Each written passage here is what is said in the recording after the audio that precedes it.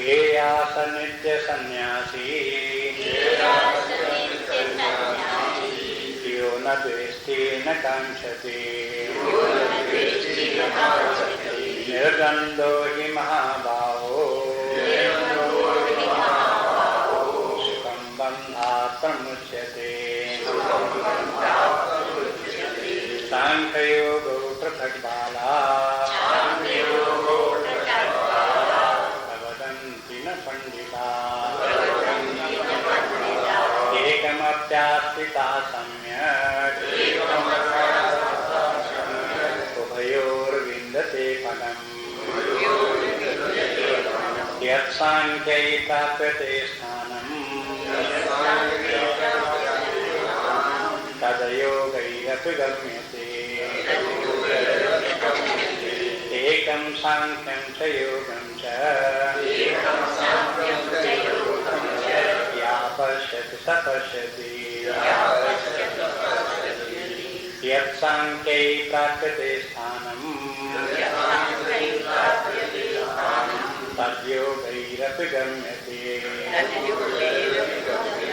एकं साङ्ख्यं च योगं च या पश्यति स पश्यति।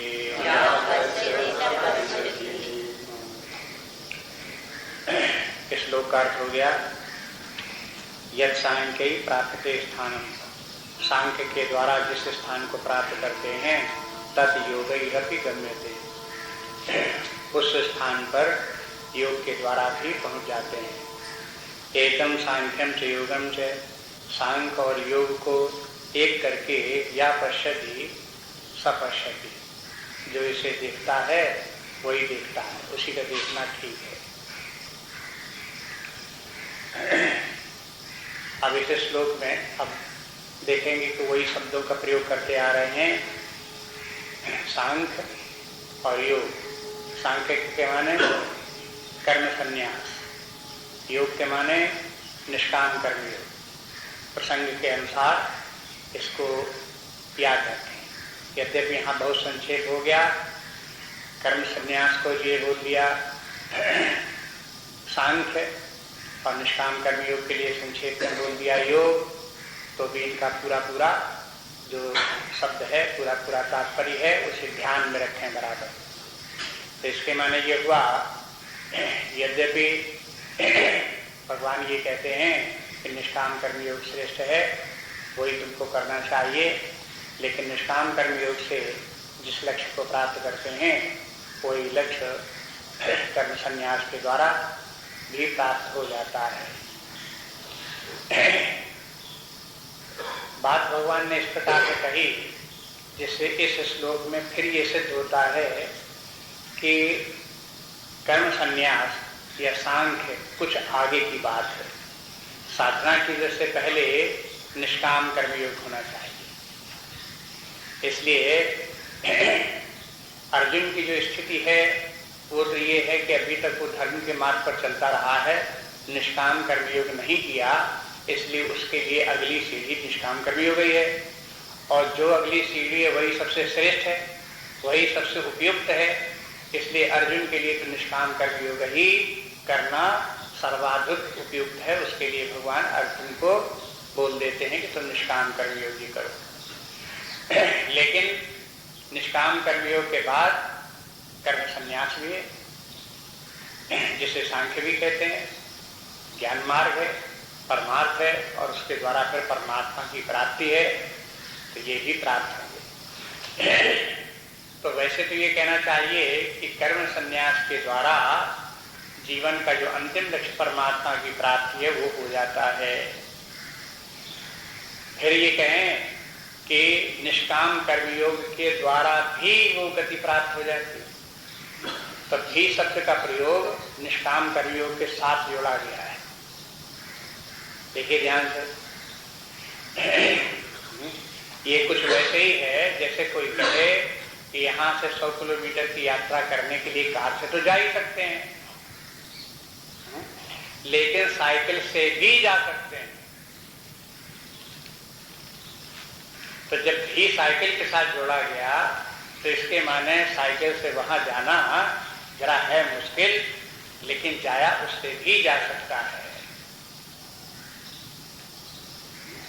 अथवा दूसरा उदाहरण रखो, जिसने कि किसी कॉलेज में एडमिशन लिया है वो तो एमए पास करेगा ही, लेकिन जो स्कूल में किसी 7वें 8वें दर्जे में पढ़ता है वो भी एक दिन में एमए पास कर लेगा। क्या भी शब्द का अर्थ क्या है? तात्पर्य समझ में आना चाहिए क्या। तो इसको देखते हुए, भी शब्द को देखते हुए आचार्यों ने ये कहा कि देखो, निष्काम कर्मयोग पहली सीढ़ी है और कर्म संन्यास उसके बाद की सीढ़ी है, और इन साधना की दृष्टि से ये दोनों परंपरा है। इसलिए शंकराचार्य जी ने एक शब्द इस श्लोक में जोड़ा जिससे कि श्लोक का अर्थ स्पष्ट हो जाए। उन्होंने कहा, यत् सांख्य प्राप्ते स्थानम, सांख्य के द्वारा जो स्थान प्राप्त होता है, तद योगैरप परंपरया गम्यते। एक परंपरा शब्द उसके बीच में जोड़ा। शंकराचार्य जी कहते हैं कि श्लोक में ये परंपरा शब्द लुप्त है। इसको जोड़ लोगे तो आपको जो है अर्थ स्पष्ट हो जाएगा कि माने पहले निष्काम कर्मयोग करो, फिर परंपरा से कर्म संन्यास ज्ञान करके परमात्मा को प्राप्त कर लो। इसलिए साधना में एक परंपरा है, परंपरा माने क्रम है, एक सिस्टम है उसका कि किस प्रकार से साधना होनी चाहिए। इसमें इसीलिए ये इधर वाला कॉलम है, याद रखें, ये साधना के लिए है। इसमें अधर्म को छोड़ करके धर्म में आवे, ये पहली साधना। धर्म के द्वारा ये 3 चीजें वस्तुएं प्राप्त होती हैं, ये भी बहुत बड़ी उपलब्धि है।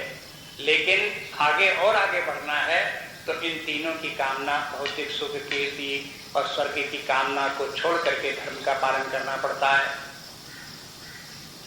ये आगे की सीढ़ी हो गई। उसके आगे की सीढ़ी ये हो गई कि अपने लौकिक जीवन, भौतिक जीवन के लिए धर्म के द्वारा जो कुछ हम अपनी जीविका चला रहे थे, प्राप्त कर रहे थे, तो उसको छोड़ो और अब जो है परमात्मा के कार्य करो। तो कर्म त्याग की बात आ गई। माने जितने भी कर्म हैं, लौकिक कर्म, चाहे सकाम हो चाहे निष्काम हो, उन सबको छोड़ो। अब जो कर्म करना है वो पारमार्थिक कर्म करो। समाज सेवा की कार्य करो, भगवान की सेवा का कार्य करो, उपासना करो, ध्यान करो, चिंतन करो, जप करो, ये भी सब कार्य हैं। इन सब कार्यों को करो। तो ये सब कार्य करते हुए जब व्यक्ति जीवन जीता है तो उसका कर्म संन्यास है। कर्म संन्यास के माने ये नहीं कि बिल्कुल निठल्ला एकदम पत्थर की तरह बैठा रहे। कर्म संन्यास के माने केवल यही है कि वो जो अपने योगक्षेम के लिए पहले कार्य सकाम भाव या निष्काम भाव से करता था, उन सबको छोड़ दे, हो गया निष्काम, उसके कर्म संन्यास। लेकिन कर्म सन्यासी भी कर्म करता है, उपासना आदि कर्म करता है, लोक सेवा के कार्य करता है। इस प्रकार से कार्य करता हुआ वो साधना उसकी आगे बढ़ेगी। अब इसीलिए ये बताते रहते हैं आपको, देखो कि ये जो इस प्रकार की साधना का ये जो क्षेत्र है, ये स्कूल की पढ़ाई की तरह से है, और इसके ऊपर का जहाँ वैराग्य, ज्ञान, उपासना और भक्ति का ये जो क्षेत्र है, ये साधना का कॉलेज की तरह से पढ़ाई है, यूनिवर्सिटी की पढ़ाई की तरह से है। बिना स्कूल की पढ़ाई पास किए कोई कॉलेज में एडमिशन नहीं ले सकता और उसमें पास उसे नहीं कर सकता। यही इसी में परंपरा। यदि कोई अधर्म के मार्ग पर डटा रहे और धर्म में आवे नहीं और कहे हम वैराग्य के द्वारा मुक्ति प्राप्त कर लेंगे, तो असंभव। जैसे कोई स्कूल की पढ़ाई 1-2 से लेकर 10वीं दर्जे तक करे नहीं और कहे कि हम बीए में एडमिशन लेकर के हमें पास कर लेंगे, तो ये व्यर्थ की बात है, पूरी कल्पना की बात है, असंभव। इसलिए साधना जितनी भी है उसके जो तात्पर्य हैं, उसके अंतर रहस्य जो है वो व्यक्ति को जितने ही अधिक स्पष्ट होंगे उतनी ही उसकी साधना दृढ़ता के साथ आगे बढ़ेगी और उसमें सफलता भी दिखाएगी। नहीं तो साधनाओं में लोगों को बहुत भ्रांतियां रहती हैं, उन भ्रांतियों के कारण व्यक्ति जो है वो अधिक साधना में दृढ़ता के साथ लग नहीं पाते और उनको सफलता भी नहीं दिखाई देती। तो कहते हैं हम तो साधना 20 साल से कर रहे हैं, हम तो 25 साल से कर रहे हैं, सारी जिंदगी से कर रहे हैं, लेकिन कोई लाभ नहीं दिखाई देता। तो न दिखाई देने का कारण ये है कि साधना का तात्पर्य, उसका अंतर्रहस्य ठीक ठीक पता नहीं। बहुत बार तो यही समझा जाता है कि साधना, एक साधना पकड़ ली, बस उसी को साधना को सारी जिंदगी करते रहो। ये समाज में बहुत प्रचलित है। लेकिन शास्त्र के अनुसार ये है कि जो साधना आपने प्रारंभ की है, अच्छा किया है, लेकिन उसके आगे देखो और आगे की साधना आप क्या कर सकते हो। जब वो भी आप कर सकते हो, सामर्थ्य आ जाए, तो उसके आगे फिर देखो कि आगे की साधना और आप क्या कर सकते हो। इस प्रकार से निरंतर एक के बाद एक साधना करते हुए आगे बढ़ते रहना चाहिए। लेकिन यदि आगे की साधना न बनती दिखाई दे तो उसके पीछे की साधना करते रहो, क्योंकि पीछे की जो साधना है वो व्यक्ति को इस एक दिन ऐसा योग्य बना देती है कि आगे की साधना वो कर सकता है। जैसे बहुत बार लोग ध्यान करने के लिए उतावले होते हैं, ध्यान बता दो, ध्यान करेंगे, और ध्यान करने की इच्छा करते हैं और ध्यान करते हैं, और जब ध्यान करने के लिए बैठते हैं तो देखते हैं कि मन एकाग्र नहीं होता, अंतर्मुखी नहीं होता। तो वो कहते हैं कि ध्यान में मन एकाग्र नहीं होता है, उसे एकाग्र करने की युक्ति बताओ। अब उनको युक्ति बताओ तो ये कहें कि पहले भाई आप धर्म के मार्ग पर चलो, आप जो है निष्काम कर्मयोग करो, आप कर्म संन्यास करो, वैराग्य भाव आप लाओ, तो फिर उनको ये बातें समझ नहीं आती। वे चाहते हैं कि ध्यान करते समय आप बताओ कि हम पानी पी के बैठे तो मन एकाग्र हो जाएगा, कि और तम्बाकू खा के बैठे तो मन एकाग्र हो जाएगा, कि भांग खा के बैठे तो एकाग्र हो जाएगा। ऐसी युक्तियां वो चाहते हैं कि कोई बता दी जाए, उनके द्वारा मन एकाग्र हो जाए। ये शास्त्र विरुद्ध सब बातें हैं और उनकी कोरी कल्पना है। इसलिए शास्त्र की बात को ठीक ठीक समझें और उसको ये देखें कि एक साधना के बाद दूसरी साधना आप करते जाओ। एक दिन जब ध्यान में आप बैठोगे तो देखोगे कि मन आपका एकाग्र है, क्योंकि आपने पहले की साधना सफलतापूर्वक पूरी कर ली है। ये आपके लिए उदाहरण के लिए बता रहे हैं। यही तात्पर्य यहाँ पर भी भगवान का भी है। जैसे जैसे इन श्लोकों में आप आगे बढ़ते जाएंगे वैसे वैसे बात स्पष्ट होती जाएगी। शंकराचार्य जी ने जो परंपरा शब्द जोड़ा, इसको अन्य आचार्यों ने भी स्वीकार किया। अपना जो भाष्य जो है इसमें गुरुदेव का भाष्य है, आप देखोगे उन्होंने भी इसी प्रकार से स्वीकार किया। आप अखंडानंद जी का भाष्य देखोगे तो उसमें भी शंकराचार्य जी की इस बात को स्वीकार किया गया। इसके माने ये गीता शास्त्र का तात्पर्य, 5वें श्लोक का तात्पर्य इसी प्रकार से। यहाँ तक कि पंचदशी में ये श्लोक 2 बार कोट किया गया, 9वें अध्याय में भी और 12वें अध्याय में भी। और वहां इस श्लोक की आचार्य ने व्याख्या की, कहा कि यह 2 मार्ग क्यों हैं और कैसे हैं। तो वहां उन्होंने इस श्लोकों में ही उसको एक्सप्लेन किया है। इसके माने ये है कि यह श्लोक महत्वपूर्ण है। अगर इतना महत्वपूर्ण न होता तो ये पंचदशी में उसको उद्धृत करके उसकी व्याख्या करने की क्या जरूरत थी। माने आध्यात्मिक साधना में ये बात बहुत महत्वपूर्ण है कि एक के बाद एक साधना करनी चाहिए। एक ही साधना सारे जीवन पकड़े नहीं बैठे रहना चाहिए। लेकिन आगे की अगर साधना नहीं कर सकता है तो उसे पीछे की साधना करने में हिचक नहीं होना चाहिए, उसे हीन भावना नहीं होना चाहिए। कहे कि हमें ध्यान हम नहीं कर सकते तो देखो हमें निष्काम कर्मयोग करना पड़ता है, ये तो बड़ी खराब बात है। और निष्काम कर्मयोग नहीं हम कर पाते हैं इसलिए धर्म का पालन करना पड़ रहा है, ऐसे नहीं। जिसके के लिए जो योग्यता है, क्षमता है, उसके लिए वही सबसे श्रेष्ठ साधन है, सबसे अधिक कल्याणकारी है, सबसे अधिक मंगलकारी है। इसलिए भगवान ने अर्जुन से कह दिया, अर्जुन देखो निष्काम कर्मयोग श्रेष्ठ है। श्रेष्ठ है कि मैं तुम्हारे लिए निष्काम कर्म ही उपयुक्त है। इस निष्काम कर्मयोग को करते हुए तुम कर्म संन्यास को भी प्राप्त होगे, ज्ञान भी प्राप्त होगा और परंपरा से अंत में जो जीवन का अंतिम लक्ष्य है वो तुम्हें प्राप्त हो जाएगा। अब ये कहते हैं कि यदि परंपरा से ये दोनों हैं, एक के बाद एक हैं, और इनमें दोनों में कुछ अंतर भी है। तो दूसरी पंक्ति का अर्थ क्या होगा?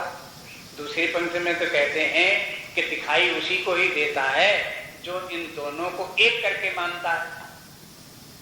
एकम सांख्यम च योगम यह पश्यति, जो सांख्य को और योग को एक ही करके देखता है, स पश्यति, उसी को दिखाई देता है।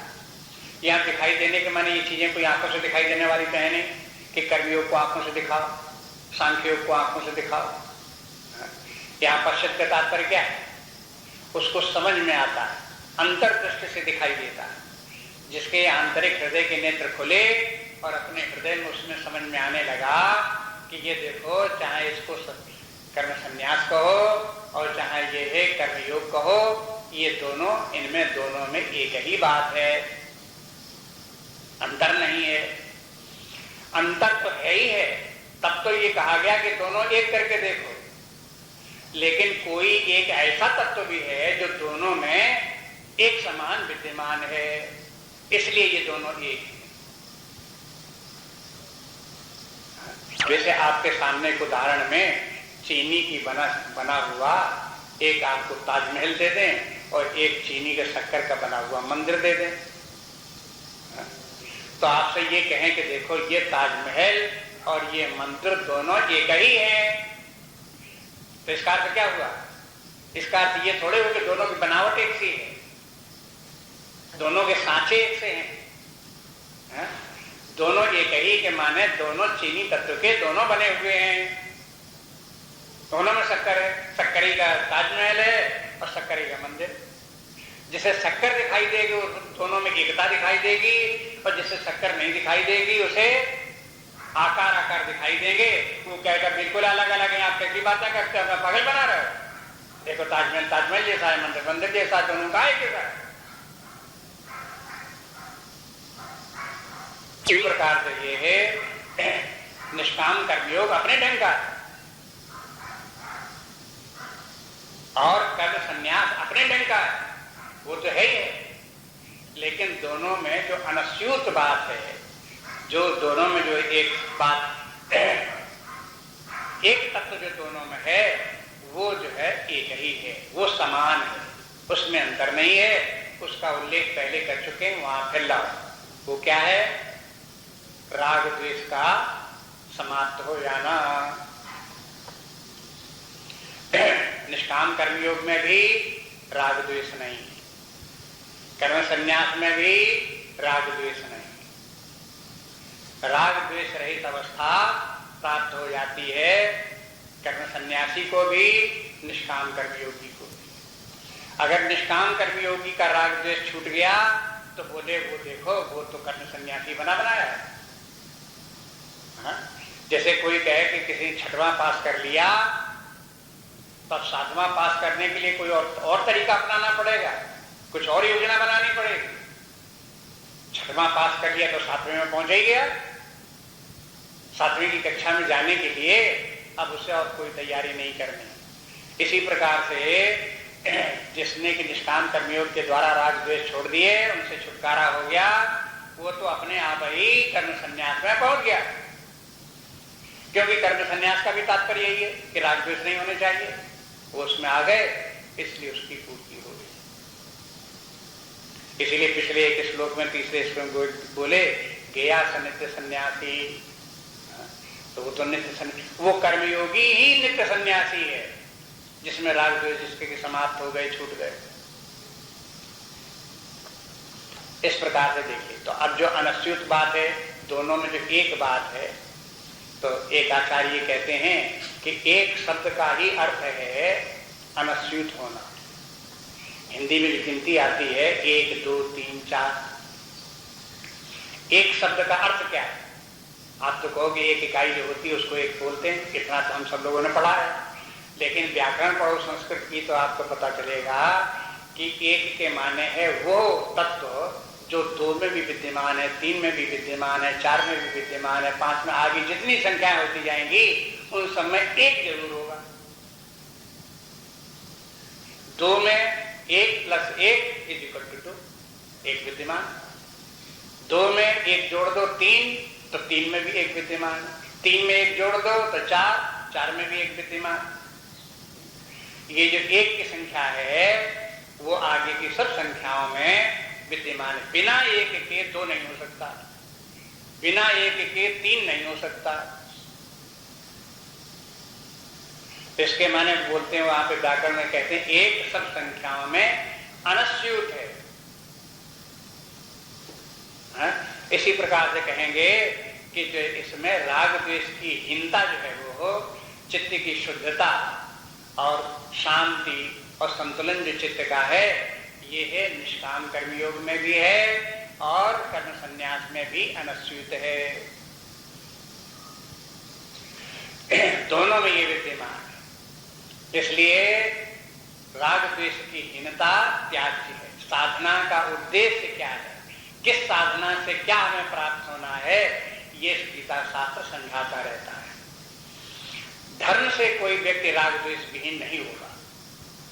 अगर कोई अधर्म को छोड़ करके धर्म में आ जाए तो उसका चित्त राग द्वेष रहित हो जाए सो नहीं होगा। राग द्वेष रहेगा, हाँ उसे ये फल प्राप्त हो जाएगा, भौतिक सुख मिल जाएगा, स्वर्ग मिल जाएगा। इसलिए कोई कहे कि धर्म का पालन करने से, अपने अपने धर्म पर चलने से ही राग द्वेष रहित हो जाएगा, तो शुद्ध नहीं होगा। लेकिन जब निष्काम कर्मयोग करेगा और कामना को छोड़ेगा, जब इन तीनों की कामना छोड़ करके अपने धर्म का पालन करेगा, तब उसका राग द्वेष छूटने लगेगा। माने है जब तक व्यक्ति को इनकी तीनों की कामना रहती है तब तक राग द्वेष रहती है। अब राग, अब आप स्वयं देख लो कि अगर भौतिक सुख की व्यक्ति को कामना होगी तो जो सुखदायी वस्तुओं में राग होगा कि नहीं होगा? अगर किसी व्यक्ति को कीर्ति की कामना है, तो कीर्ति के लिए जो कार्य करेगा उसमें उसका राग होगा कि नहीं होगा? उसने कहीं कोई सेवा कार्य किया, दान दिया, कुछ किया, और वो चाहता है तो उससे हमारा नाम हो, हमारी कीर्ति हो, हमारा यश हो, तो क्या होगा? राग हो गया कि नहीं हो गया? और जब राग होगा तो द्वेष भी होगा। मान लो कि एक व्यक्ति ने किसी को, संत को, महात्मा को, किसी सेठ ने दान दे दिया 1 लाख रुपया। क्यों दे दिया? मंदिर बनवाने के लिए।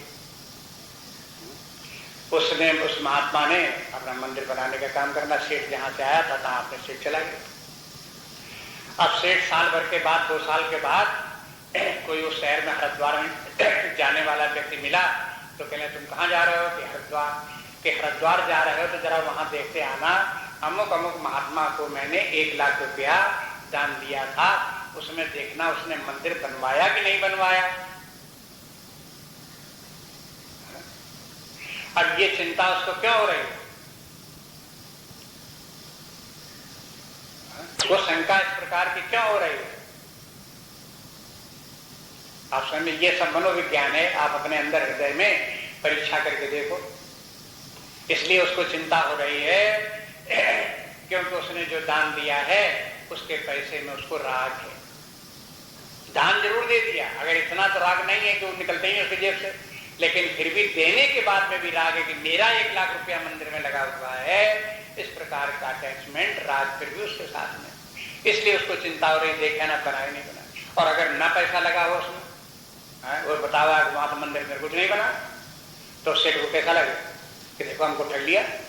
उससे द्वेष हो जाए, जिसको पैसे दे आए थे उसके प्रति द्वेष भी उत्पन्न हो जाए। कहने का तात्पर्य कीर्ति के लिए भी जब काम किए जाते हैं तो उनमें भी राग और द्वेष होता है।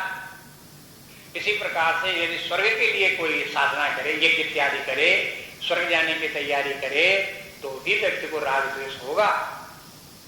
इसलिए धर्म के मार्ग पर चलने वाले चाहे अपना निराकर्तव्य कर्म करते हो, अपना इस स्वधर्म का पालन करते हो, सामान्य धर्म का भी पालन करते हो, लेकिन उद्देश्य ये है कि हमको भौतिक सुख प्राप्त हो, तो फिर उसके राग द्वेष नहीं जाएंगे। यदि उसकी कामना यश कीर्ति की कामना है तो उसके राग द्वेष नहीं जाएंगे।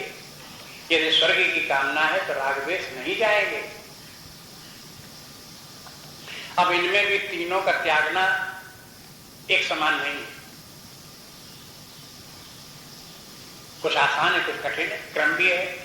भौतिक सुखों का त्याग देना फिर भी आसान है, लेकिन यश कीर्ति को त्याग करना और मुश्किल। सुख कामना का त्याग कर देना और मुश्किल है।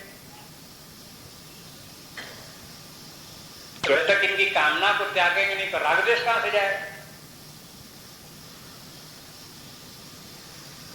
कुछ दिनों की बात है, मैंने होगा 20 साल तो 25 साल हो गए होंगे, कानपुर में एक ज्ञान यज्ञ हुआ। उस ज्ञान यज्ञ में एक सज्जन ने मालाएं लाने की जिम्मेवारी अपने ऊपर ली कि रोज माला की जरूरत पड़ेगी, 2 माला 3 माला वो हम लेकर के आएंगे।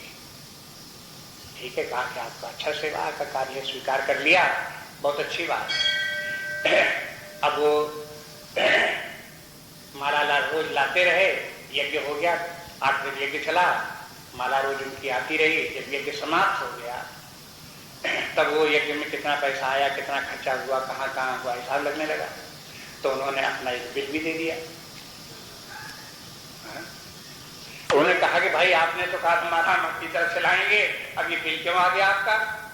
कहा बिल इसलिए आ गया कि आप बिल का कर दो पेमेंट, और जितना पैसा उसका हो वो आप हमारा डोनेशन उसमें जमा कर दो।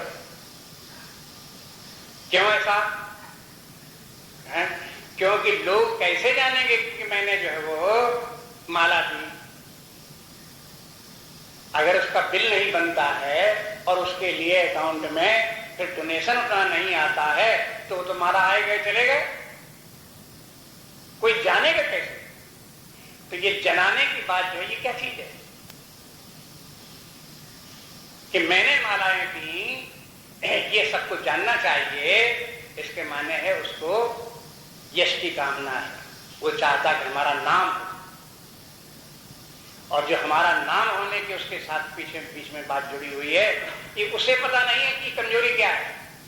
गीता शास्त्र का अध्ययन किया होता, साधनाओं के ऊपर गहराई से विचार किया होता, इस रास्ते से आगे निकला होता अध्यात्म के मार्ग पर, तो उसे ये पता होता कि यह यश की कामना भी कितनी घातक है, क्योंकि यह आपको अगली सीढ़ी पर नहीं ले जाने देगी।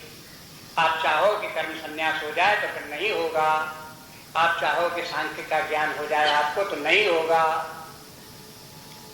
आप राग द्वेष में ही पड़े रहो। इस प्रसंग में आप देखोगे कि राग द्वेष को केंद्र बना करके भगवान इन सब श्लोकों को बोल रहे हैं, और बराबर इसके ऊपर ध्यान है कि राग द्वेष छूटना चाहिए। वैसे गीता के लगभग सभी अध्यायों में राग द्वेष के छोड़ने की बात कही गई होगी, चाहे अहंकार को छोड़ने की कही गई हो, चाहे कामना की छोड़ने की कही गई हो, चाहे राग द्वेष की छोड़ने की कही गई हो, चाहे चित्त को शुद्ध करने की बात कही गई हो, चाहे मनोनिग्रह की बात कही गई हो, ये बात सब जगह प्रकारांतर से कही गई। अगर राग द्वेष त्याग देने की बात कही गई तो इसके माने ये है कि मन को शुद्ध करने के लिए कहा गया, चित्त शुद्ध करने के लिए कहा गया। अगर राग द्वेष छोड़ने के लिए कहा गया तो इसके माने कामना का त्याग करने के लिए कहा गया, बिना कामना के त्याग के राग द्वेष छूटेगा नहीं। अगर राग द्वेष छोड़ने के लिए कहा गया तो इसके माने अहंकार छोड़ने के लिए कहा गया, बिना अहंकार छोड़े राग द्वेष नहीं जाएगा।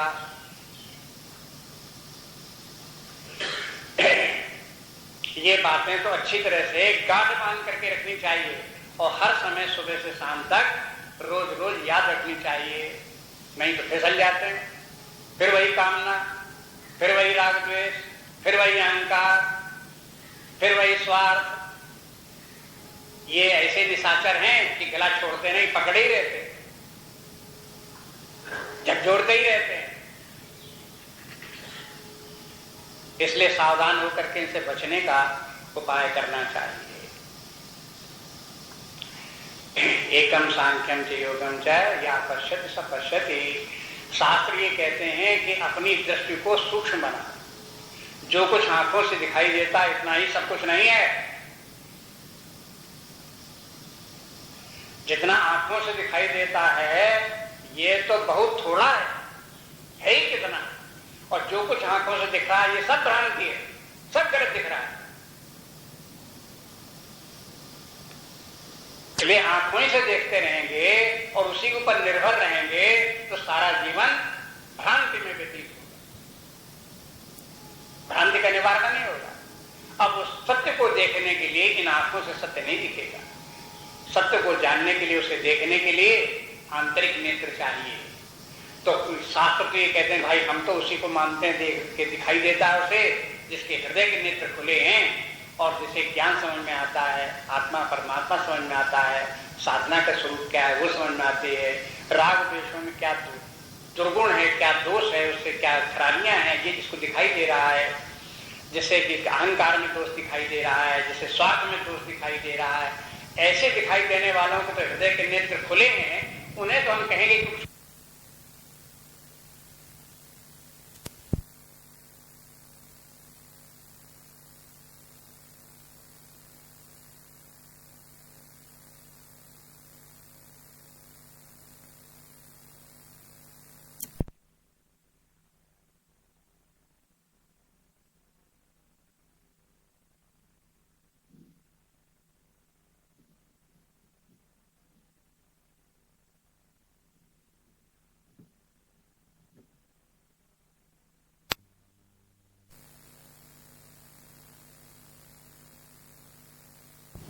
आप देखना अभी थोड़े दिन के बाद में यहाँ पर नवरात्र आ रहे हैं, सप्तशती का पाठ होगा, आप भी सुनोगे उसमें।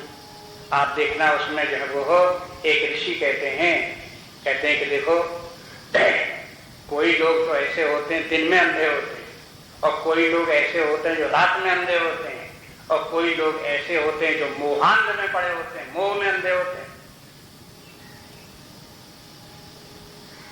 आंखों का अंधा होना अंधा नहीं है, जिसको कि मोह के आवरण से ढका हुआ चित्त जिनका के है, हृदय के नेत्र नहीं खुले, वे तो घोर अंधकार में। और ये बात आप उपनिषदों में भी आप देखोगे, मुंडक उपनिषद में आप देखो तो वहां ये कहते हैं कि लोग जो है वो अंधेन अंधं नियमाना, संसार में तो लोग अंधे हैं सब, और एक अंधा दूसरे अंधे को रास्ता दिखाता रहता है। बस ये संसार में चल रहा, अंधेन अंधं नियमाना, एक अंधा दूसरे अंधे को रास्ता दिखाने को तैयार है। स्वयं तो हृदय के नेत्र खुले नहीं, और जो अध्यात्म का मार्ग परमात्मा का बात बता सके कि जीवन कैसे जीना चाहिए, उसे तो कुछ दिखाई नहीं देता, लेकिन दूसरे लोगों को बताने को तैयार है कि देखो ये धंधा कर लो तो पैसा पा जाओगे, आज का जमाना इस प्रकार का है, ये बेईमानी करो, ये अच्छाई करो, वो करो, ऐसे तुम बढ़ जाओगे, ऐसी तरक्की हो जाओगे, ऐसे ये हो जाओगे, ऐसे नेता बने, यही शिक्षा देते रहते हैं। ये अंधों की बात है, जिनको दिखाई नहीं देता कुछ। इसलिए कहते हैं कि दिखाई किसको देता है, इस श्लोक से आप देखो, जिसको कि निष्काम कर्मयोग है ये दिखाई दे, और निष्काम कर्मयोग के द्वारा राग द्वेष की निवृत्ति होती है, वो उसके पीछे विद्यमान सूत्र जैसे दिखाई दे। जैसे कि कर्म संन्यास दिखाई दे, और कर्म संन्यास के भीतर अनस्यूत राग द्वेष की निवृत्ति भी दिखाई दे, उसका देखना है, नहीं तो क्या दिखाई देता है।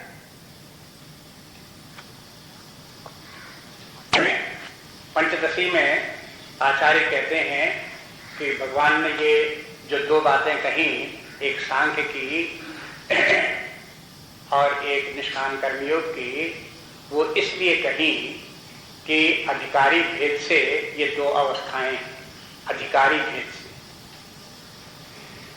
कोई ऐसे लोग हैं जो निष्काम कर्मयोग बिना किए आगे साधना उनकी नहीं चल सकती, केवल निष्काम कर्मयोग के अधिकारी हैं, लेकिन वे कर्म संन्यास के अधिकारी नहीं हैं। तो उनके लिए जैसे अर्जुन है वो निष्काम कर्मयोग का ही अधिकारी है, इसलिए उनके लिए निष्काम कर्मयोग की शिक्षा है। लेकिन जो लोग जो है कर्म संन्यास के अधिकारी हैं, उनके लिए कर्म संन्यास की शिक्षा है। ये अधिकारी भेद से दोनों का अंतर है। वहां पंचदशी में एक बात आपको और बताएं कि निष्काम कर्मयोग को उपासना के अंतर्गत रखा गया है, वो भी एक प्रकार की उपासना है। जब तक व्यक्ति धर्म के द्वारा इन तीन वस्तुओं की प्राप्त करने के प्रयास करता रहता है, तब तक वो भौतिक जीवन जी रहा है। अभी उसके सामने परमात्मा नहीं है, परमात्मा लक्ष्य उसके जीवन का नहीं है, और उस परमात्मा को प्राप्त करने का कोई प्रयास भी नहीं है, कोई साधना भी नहीं। धर्म के द्वारा यदि कोई स्वर्ग प्राप्त करने का प्रयास कर रहा है तो परमात्मा से उसे कोई मतलब नहीं, परमात्मा को नहीं चाहता, उसके प्राप्त की कामना नहीं है। लेकिन जब जीवन का लक्ष्य इन तीनों के स्थान पर परमात्मा से प्राप्त करने को हो जाता है तो ऐसे व्यक्ति का कहना चाहिए पारमार्थिक लक्ष्य है। और जिसका पारमार्थिक लक्ष्य है उसकी फिर दो अवस्थाएं हैं, एक उपासना है और एक है ज्ञान। उपासना के द्वारा भी व्यक्ति जो है अपने चित्त को शुद्ध करता है, ज्ञान के द्वारा भी चित्त शुद्ध होती है। उपासना के द्वारा तो मन के जो विक्षेप हैं वो दूर होते हैं और ज्ञान के द्वारा आवरण दूर होता है। ये पंचदशी की मान्यता है। ये भी अगर आपको दिखाई दे तो आप ध्यान से समझो और देखने की कोशिश करो। परमात्मा के प्राप्त करने में विक्षेप और आवरण ये दो मुख्य बाधाएं हैं। और बहुत बातें आती रहती हैं, लेकिन प्रसंगानुकूल देखो तो परमात्मा की उपलब्धि हमको क्यों नहीं होती, आत्मा का दर्शन क्यों नहीं होता? क्योंकि मानसिक विक्षेप के कारण से मन एकाग्र ही नहीं होता जब परमात्मा को, सूक्ष्म परमात्मा को देख पाए। इसलिए विक्षेप बाधा डालता। और दूसरा बाधा डालने वाला क्या है? आवरण। आवरण क्या है? अज्ञान या मोह। तो निष्काम कर्मयोग के द्वारा विक्षेप दूर होता है। जब विक्षेप दूर होगा तो मन में एकाग्रता आ जाएगी। जब एकाग्रता आ जाएगी तो ध्यान में सफलता प्राप्त हो जाएगी। ध्यान में सफलता प्राप्त होगी, मन एकाग्र होगा तो अपने हृदय में विद्यमान आत्मा परमात्मा के दर्शन भी हो जाएंगे। और वो ज्ञान के द्वारा जो परमात्मा का दर्शन होता है उसमें अज्ञानांधकार का आवरण मिट जाता है। चित्त शुद्ध मात्र से परमात्मा की प्राप्ति नहीं होती। चित्त शुद्धि के बाद जो आवरण है उसे भी हटाना पड़ता है, उसके लिए ज्ञान की आवश्यकता पड़ती है। अगर चित्त शुद्ध पहले से ही है, विक्षेप इत्यादि मन में नहीं है, तो अब व्यक्ति के सामने एक ही समस्या है और वो समस्या है आवरण की। अज्ञान को मिटावे, गुरु के पास जाए, उसकी शरण में रहे, उपनिषदों के महावाक्यों के अर्थ के ऊपर विचार करे, उसके निकट बैठ करके, और जो अज्ञान का आवरण है उसको दूर कर ले, सत्य के दर्शन कर ले, अपने हृदय में उसे आत्म तत्व परमात्म तत्व के दर्शन हो जाएंगे। इसलिए प्रक्रिया इस प्रकार की, एक के बाद एक की प्रक्रिया है। पहले उपासना और उपासना के बाद फिर ज्ञान। पहले विक्षेप का दूर करना, विक्षेप के दूर करने के बाद फिर ज्ञान के द्वारा आवरण को दूर करके परमात्मा को प्राप्त करना। आगे देखिए अगला संन्यासस्तु महाबाहो दुःखमाप्तुमयोगता योगयुक्तो मुनिर्ब्रह्म न चरेणाधिगच्छति। संन्यासस्तु महाबाहो दुःखमाप्तुमयोगता योगयुक्तो मुनिर्ब्रह्म न चरेणाधिगच्छति। श्लोक का अर्थ देखिए, पहले अर्थ को सावधानी पूर्वक देख करके याद रखें। संन्यासस्तु तु मन किंतु, किंतु संन्यासा हे महाबाहो, संन्यास दुखम प्राप्तम, बड़ी कठिनाई से संन्यास प्राप्त होगा। किनको? अयोग्यता, जिन लोगों ने योग साधना नहीं की, जिन लोगों ने निष्काम कर्म योग नहीं किया, उनको ये संन्यास प्राप्त होना बहुत दुर्लभ है, बड़ा कठिन है। दुखम प्राप्तम माने बड़ी कठिनाई से प्राप्त होने वाला है। दुख सुख का इसी अर्थ में इसमें प्रयोग होता रहता है गीता में। आगे चल करके देखेंगे कि कहीं कहीं जो उसको तो सुख से ये बात प्राप्त हो जाती है। सुख से प्राप्त होने आसानी से प्राप्त हो जाती, कोई कठिनाई नहीं आती। और दुख से प्राप्त होती है कि मैंने बड़ा कष्ट उठाना पड़ेगा, बड़ी देर लगेगी, बड़ी परेशानी उठानी पड़ेगी, तब सफलता प्राप्त होगी।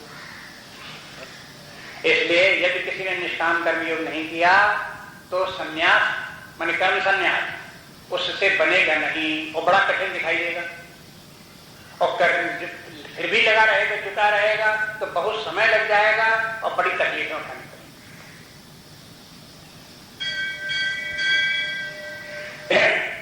इसलिए क्या करना चाहिए? समझदारी की बात क्या है कि पहले कर्म निष्काम कर्मयोग कर लो, विक्षेप को दूर कर लो और उसके बाद में कर्म संन्यास करके सांख्य के द्वारा, ज्ञान के द्वारा परमात्मा को प्राप्त करो, जो क्रम है उससे चलो।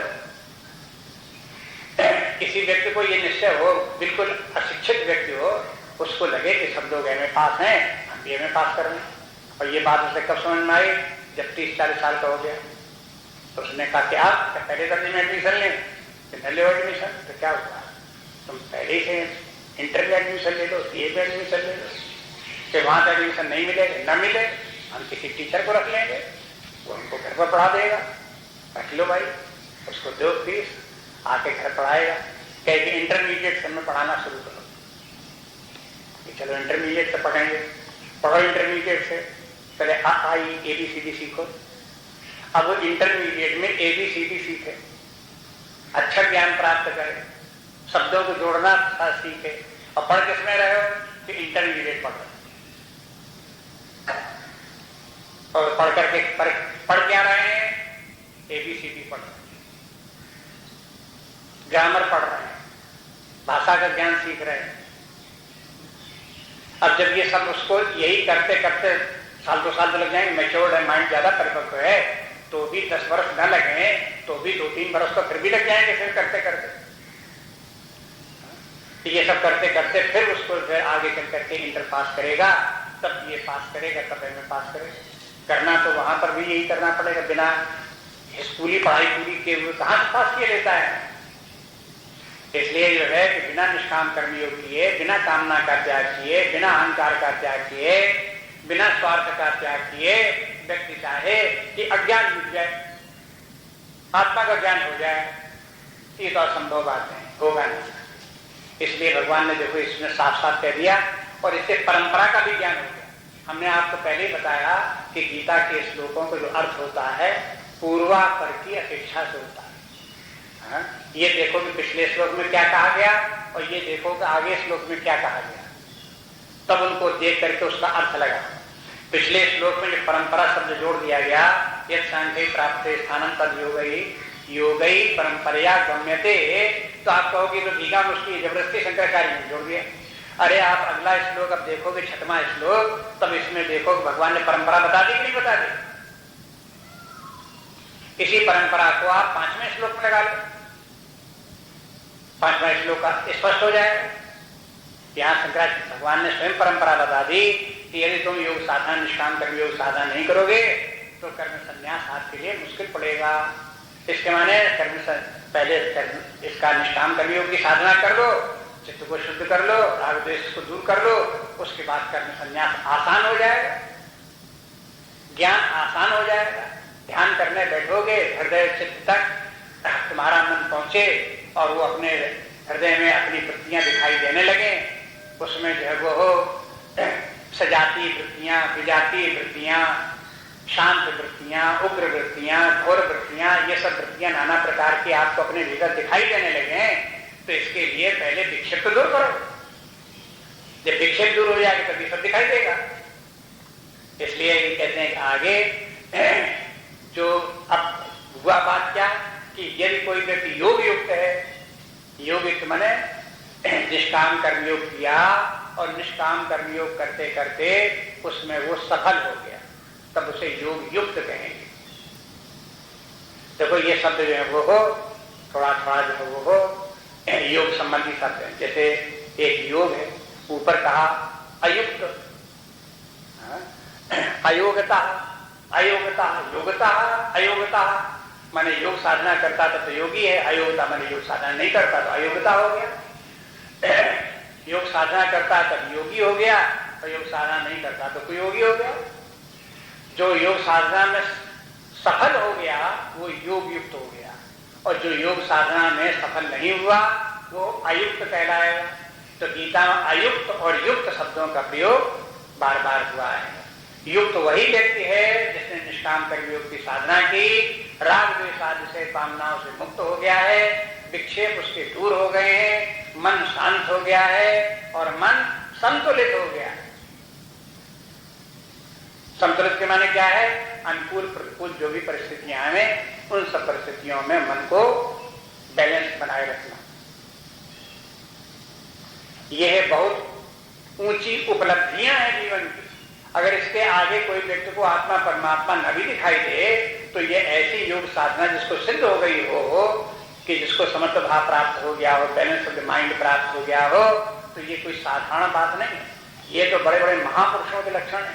वो फिर संसार में साधारण व्यक्ति नहीं होगा, महापुरुषों में गिनती उसकी होगी। इसलिए जो है ये योग युक्त बनना चाहिए।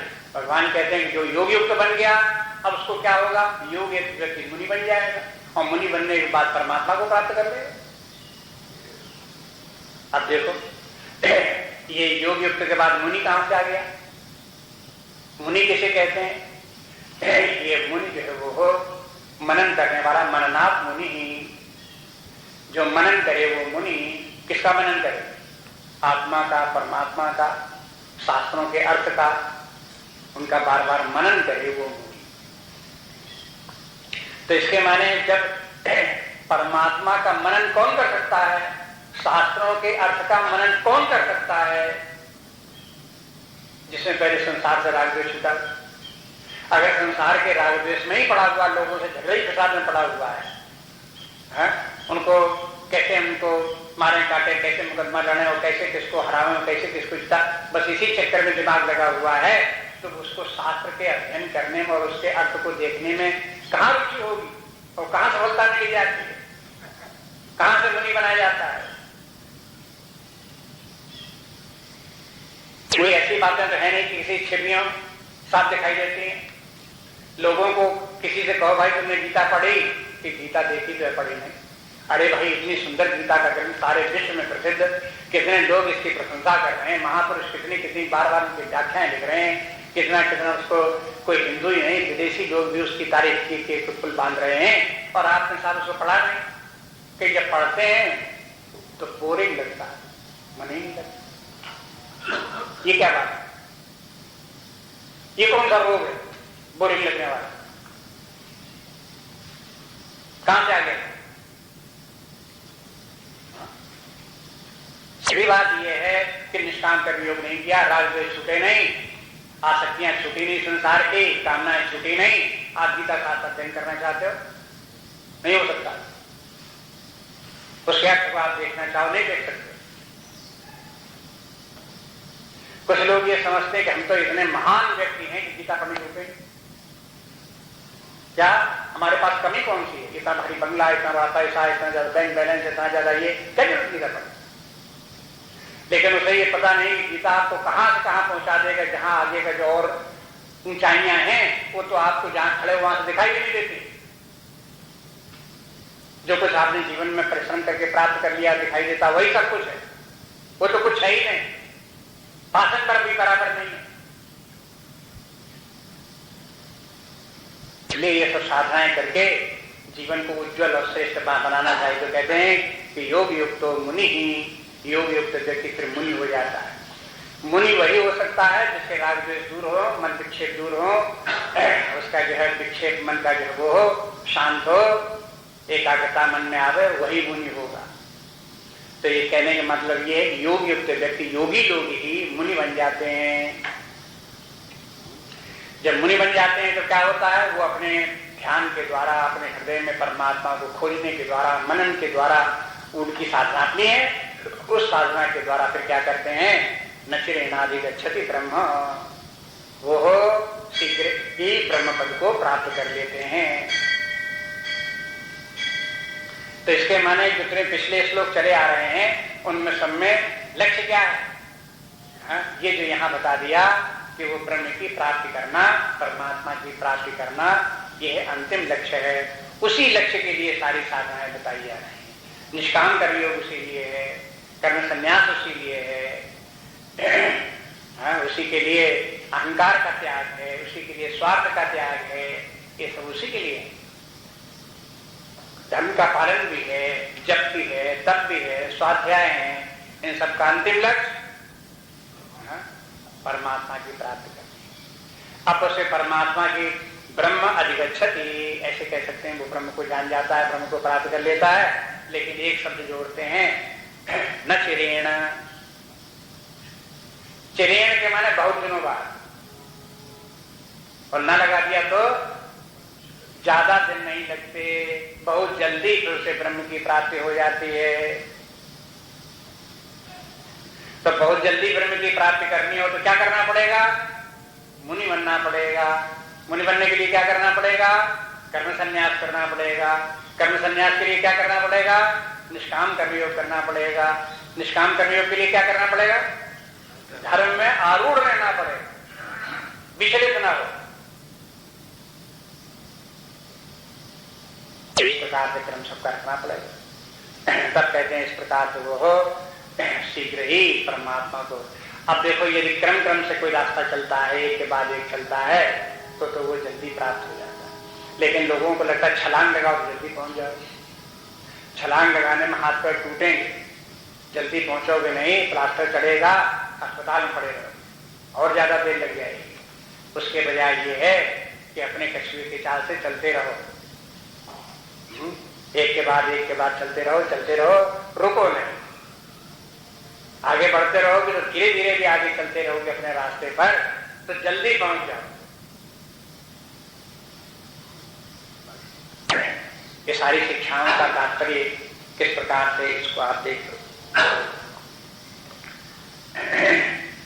एक श्लोक और आगे है, अभी है टाइम। योग युक्तो विशुद्धात्मा विजितात्मा जितेन्द्रियः सर्वभूतात्म भूतात्मा कुर्वन्नपि न लिप्यते। योग युक्तो विशुद्धात्मा विजितात्मा जितेन्द्रियः सर्वभूतात्म भूतात्मा कुर्वन्नपि न लिप्यते। जो प्रसंग चल रहा है उसी प्रसंग से ये श्लोक एक प्रकार से अंतिम श्लोक है, इसलिए संक्षेप में से जान लो। व्याख्या तो सब हो चुकी पहले, इसके अर्थ को आप देखोगे तो आपको करेगी सब बातें स्पष्ट हो चुकी है। इसमें कहते हैं योग युक्ता, ये तो पिछले श्लोक का शब्द है, योग युक्ता मुनि ब्रह्म। तो योग युक्त के बाद वो मुनि ब्रह्म कैसे होता है, इसके बीच के जो स्टेप्स हैं उनको यहाँ 3 में विस्तार कर दिया। योग युक्ता जितेन्द्रियः विजितात्मा विशुद्धात्मा, ये 3 बातें योग युक्त से के द्वारा हो जाती हैं और फिर तो मुनि हो जाता है। और मुनि के बाद जब परब्रह्म परमात्मा को प्राप्त करता है तो वहां भी कह दिया मुनि को ब्रह्म की प्राप्त हो जाती है अचिरेण। तो मुनि को ब्रह्म की प्राप्ति अचिरेण कैसे हो जाती है? उसके बीच में क्या है? उसके बीच में सर्वभूतात्म भूतात्मा, उसके बीच में वो सर्वभूतात्म भूतात्मा हो जाता है, तब उसे ब्रह्म की प्राप्ति हो जाती है। तो ये बीच के जो गैप थे उनको ये इस श्लोक में आकर के उसको भर दिया। एक बात और नई बात भी इसमें जोड़ दी, आगे की बात वो ये कह दी कुर्वन्नपि न लिप्यते, जिसे ब्रह्म की प्राप्ति हो गई, परमात्मा भाव को परम गति को लक्ष्य पर पहुंच गया, वो व्यक्ति कर्म करते हुए भी कर्म के बंधन में नहीं पड़ता। अब वो कर्म से बंधनकारी सिद्ध नहीं होते। ये ज्ञान कर्म का कैसे विनाश कर देता है, कर्म से छुटकारा कैसे कर देता है, ये बात आगे की बात है। तो उसको भी यहाँ से उसका सूत्र यहाँ से शुरू कर दिया। आगे के और श्लोकों में बोलेंगे जहां कहीं बोलेंगे, लेकिन उसके सूत्र यहाँ से प्रारंभ हो जाता है। जो मुख्य बात जो अभी तक जितनी बात हुई उसकी व्याख्या में क्या बोले कि देखो योग युक्त व्यक्ति के जब राग द्वेष छूट जाते हैं तो राग द्वेष का छूट जाना ही विशुद्ध आत्मा है।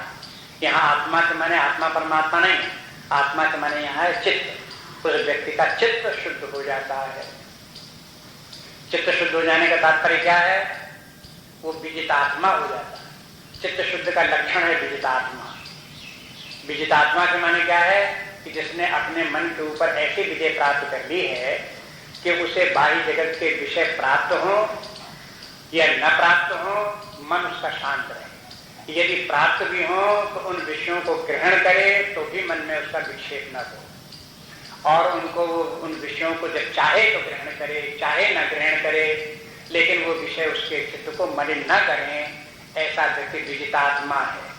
उदाहरण कछुए का, कछुआ जैसे कि उसके अपने चारों हाथ से जब चाहे तो बाहर निकाल ले, खतरा न हो तो बाहर निकाल ले, खतरा दिखाई दे तो भीतर समेट ले। ऐसे जिस व्यक्ति को अपने इंद्रियों पर, मन के ऊपर इतनी सामर्थ्य है कि जब बाहर खतरा दिखाई दे तो अपनी इंद्रियों को अंतर्मुखी कर ले, मन को अंतर्मुखी कर ले। और जब खतरा न दिखाई दे कि व्यवहार हो चल सकता है तो अपनी इंद्रियों को खोले, आंखों को खोले, कान को खोले, मन को खोले और अपने व्यवहार कर ले। ऐसे व्यक्ति को कहते हैं विजितात्मा। जिनको विजितात्मा नहीं है उनको तो यही लगता रहता है कि हम जो है वो जब दिखाई देगा तो सब देखना पड़ेगा, जब सुनाई पड़े तो सुनना पड़ेगा, जब कोई उल्टा सीधा बोलेगा तो मन में विक्षेप हो गई होगा। ये जो विजितात्मा नहीं है उनका कहना ऐसा है। लेकिन विजितात्मा जो है वो इस प्रकार की स्थिति पहुंच जाते हैं कि फिर उनके ऊपर इन सब वस्तुओं का, इनका सबका अनुकूल प्रतिकूल स्थितियों का प्रभाव नहीं पड़ता। ये विषय जो कि प्रेरक विषय हैं, जो व्यक्ति को प्रलोभन में डालते हैं और डाल करके व्यक्ति को उनमें उनके भोग के दलदल में उनको फंसाने की कोशिश करते हैं, वो व्यक्ति जो उनमें नहीं फंसता उसका नाम विजितात्मा है। इसलिए उसे जितेंद्रिय कहते हैं। किसी किसी धर्म में जितेंद्रिय शब्द जो है बड़ा महत्वपूर्ण है। जितेंद्रिय से बन गया जैन। जैन धर्म जैन क्यों? जिन से जैन बन गया। और जिन के माने क्या है? जितेंद्रिय। जो लोग जितेंद्रिय हो गए वो जिन हो गए, और जो जिन हो गए तो जैन हो गए, सिद्ध महात्मा हो गए। इसलिए ये जो है ये है जितेंद्रिय। ये तीन काम है, ये योगिकता के हो जाते हैं। ऐसा व्यक्ति योगिकता फिर मुनि है। अब मुनि होने के योग्य है जिसमें जितेंद्रिय हो, विशुद्धात्मा हो, विशुद्धात्मा हो, वो फिर मुनि हो सकता है। अपने हृदय में बैठ करके विचार, चिंतन, ध्यान इत्यादि कर सकता है। शांत एकाग्र रहते हुए अपनी गहराइयों में, हृदय की गहराइयों में प्रवेश कर सकता है। और फिर कहते हैं वो अंत में क्या देखता है वहां? ऐसा मुनि पहले अपने आत्मस्वरूप को देखता है, फिर देखता है ये आत्मा जहां हम पहुंच गए हैं, ये आत्मा जो है वो हमारा ही आत्मा नहीं है। ये आत्मा तो ऐसा तत्व है जो सबका आत्मा है। जैसे अगर शरीर देखो तो सबके अलग अलग है, लेकिन आप देखो इस शरीर में एक आकाश भी है। तो आप देखो कि जिस आकाश को हम देख रहे हैं हमारे शरीर में है, वो आकाश कोई शरीर ही तक सीमित तो थोड़ी है। वो आकाश तो शरीर के बाहर भी है, वो आकाश तो दूसरे लोगों के शरीर में भी है। अगर आकाश देखो तो दिखाई देगा अखंड आकाश सबके शरीर में विद्यमान है।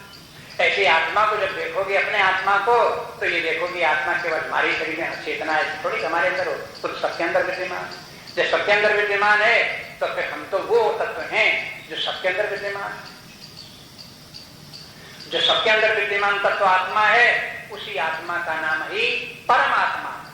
परमात्मा ने सुप्रीम सेल्फ।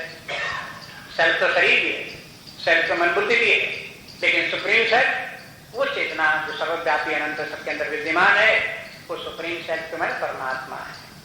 तो सर्वभूतात्मा हो गया। जब सर्वभूतात्मा हो गया तो क्या हो गया?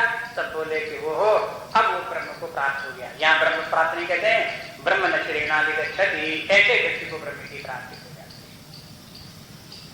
अब कर्म से कैसे विनाश हो जाता है वो बात अलग के फिर देखेंगे। नान्या स्पृहा रघुपते हृदय सुमदीये सत्यं भक्तिं प्रयच्छ रघुपुं तव निर्भरामि कामाञ्जो सलिलं कुरु मां श्री राम जय राम जय जय राम। श्री राम जय राम जय जय राम। श्री राम जय राम जय जय राम। श्री राम जय राम जय जय राम। श्री राम जय राम जय जय राम। श्री राम जय राम जय जय राम। श्री राम जय राम जय जय राम। श्री राम जय राम जय जय राम। श्री राम जय राम जय जय राम। श्री राम जय राम जय जय राम। श्री राम जय राम जय जय राम। श्री राम जय राम जय जय राम। श्री राम जय राम जय जय राम। श्री राम जय राम जय जय राम। श्री राम जय राम जय जय राम। श्री राम जय राम जय